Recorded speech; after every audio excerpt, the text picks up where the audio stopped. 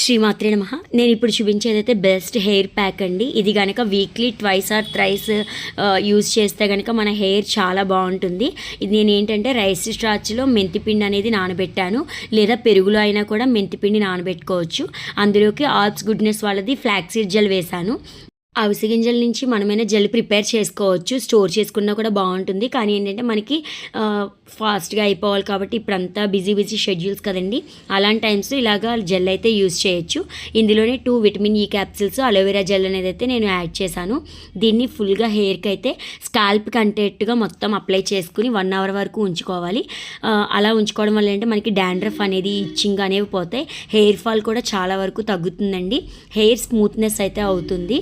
మనం కుంకుడుకాయలతో అయినా head bath చేసుకోవచ్చు. బిజీ షెడ్యూల్లో కుదరదు అనుకున్నప్పుడు మనం షాంపూని డైరెక్ట్గా అప్లై చేయకుండా ఇలాగ డైల్యూట్ చేసుకోవాలి. కొంచెం ఫ్లాక్సీడ్ జెల్, వాటర్, షాంపూని అయితే మనం ఏదైనా షాంపూని ఇలాగ డైల్యూట్ చేసేసి కనుక హెడ్ బాత్ చేస్తే రిజల్ట్ అనేది చాలా బాగుంటుందండి. ఫైనల్లో అయితే చూడండి, నా హెయిర్ చాలా స్మూతీగా, మనకి చిక్కు కూడా ఉండదు.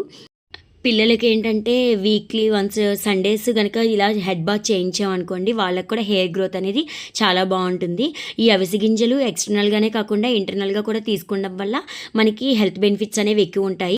అవిసె గింజలతోటి లడ్డు, ఇంకా కారపొడి అలాంటివి కూడా చేసుకోవచ్చు అండి. నేను కుదిరితే కనుక అవి కూడా వీడియోస్ అనేవి అయితే అప్లోడ్ చేస్తాను.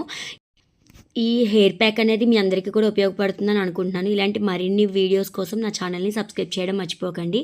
Thank you for watching.